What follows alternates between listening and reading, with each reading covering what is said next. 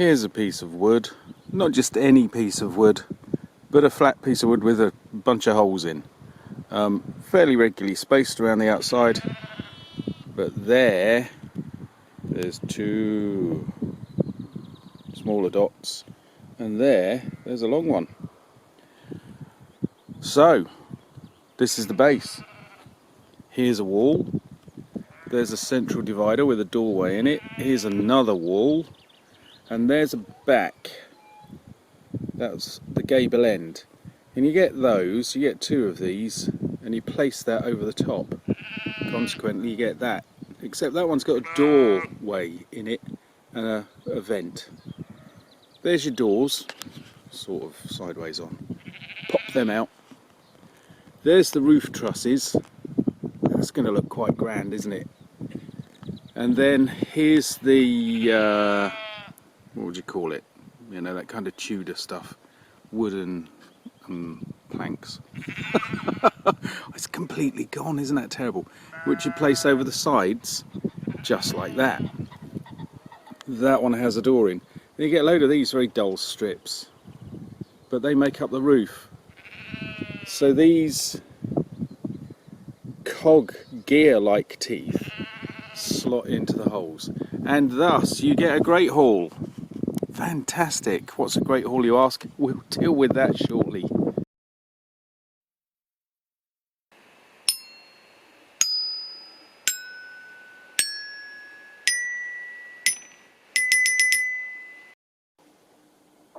And the roof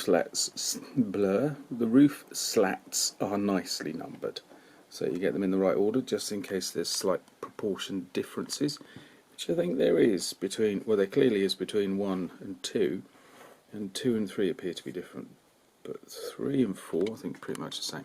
And then just little spots of glue inside the holes. Put the roof trusses on, that was the word I was looking for. And then flip it over and glue from the outside, because we're going to put thatch on that.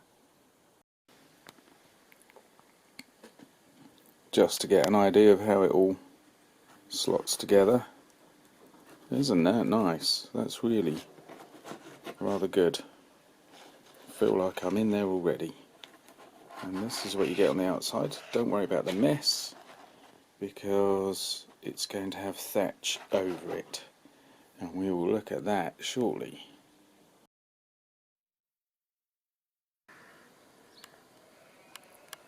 Well, this is the Great Hall with all the parts on. I may have put I've put the split doors on at this end, because that's what I think would be appropriate, and I don't think it says do that in the instructions. This is the kind of door that would get flung open. This is the public entrance, so I'm happy with that. Anyway, there's the roof. Made up of these interesting slats. It's got to have a fur fabric put over the top with various types of treatment to make it look like thatch. That could be tricky. I've never done that before. Anyway, get a look at the interior. There seems to be a spare door, and that door's a bit gappy, so I'm going to use parts of, can't even see it, can you? Use strips of this to create a door frame. That won't be a problem. So I'm keeping it in there for a minute. There's that. Now let's have a look at this lovely roof. Just gorgeous. I know we've seen it before, but that's nice. You know, I feel like I'm in there.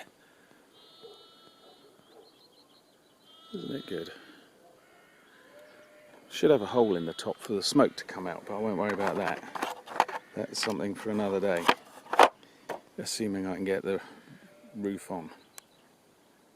So I'm enjoying this very much. Sun's in the wrong direction, so we'll see if we can do that. There we are. Our great hall is coming along. Do you know, this kind of laser cut MDF, don't know if it's the case with all of them, but it smells of cinnamon. Actually, I'm sure most people know what a Great Hall is, but for those who don't, or anyway, it's an interesting topic. A Great Hall is the centre of activity for warlords in the post-Roman period. And what's very interesting is arguably the first one could be from up round the Borders region. In fact, on a sort of what could you call it? An extended lifespan Roman fort on Hadrian's Wall called Burd Oswald. As the Romans sort of faded away, a granary was converted into a great hall.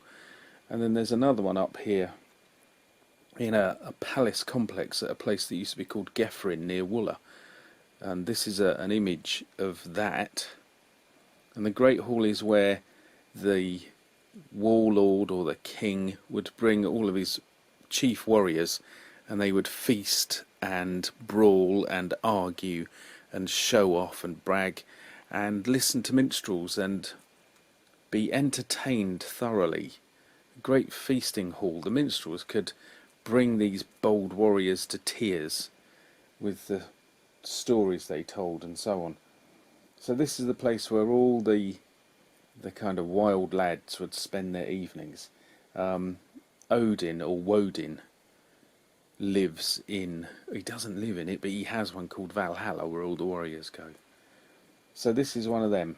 The model is a small one, a bit like the sort of second hall in this image, the one slightly further back. And they were absolutely amazing things. So that's just an idea of what it is we're dealing with. They could get very complicated. So maybe look into buying another one another day. What a great hall, said Dougal to Florence. Dougal's hardening up. This is all becoming solid with coated in very watered down PVA. And I've just put a little bit extra on the top just to bond all that together. Probably need a bit of sorting out once it's back on the body of the building, but there he is, looking really weird. Never done anything like that before.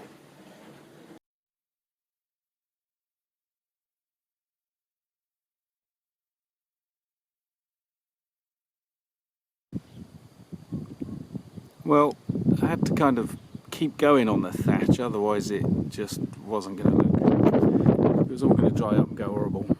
So there it is, and I brought it out into bright sunlight and it looks very different, and there's my shadow. Wasn't that bad.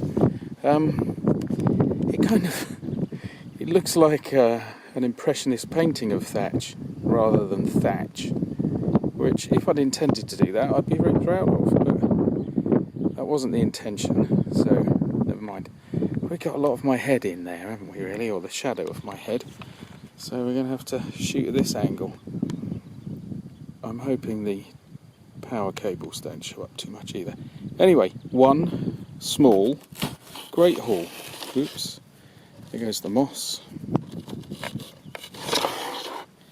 Oh, this really is a bit slapdash, isn't it?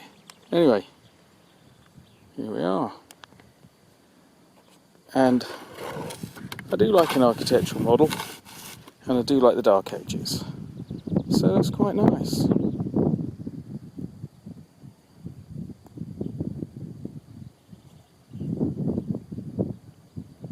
Oh, there's the power line thing, pole.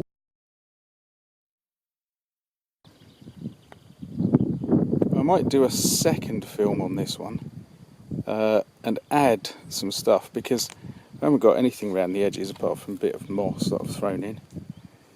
So really the base isn't done, is it? And yeah, there's potential to jazz it up an awful lot, and then maybe I should put a figure or two around it, just placed just to give a sense of scale and some kind of attempt at character. But anyway, there it is. Yeah, really the thatch, it was a mess. I've never done that before. So it's the first time. One big mistake I made. I didn't realise, I should have realised it shrank as the glue dried. So what was an overlap that I could have rolled over is now a very short fringe. Anyway, there it is. I like it. It is flawed. But yeah, part 2 might jazz it up. Here is our minor grey wall.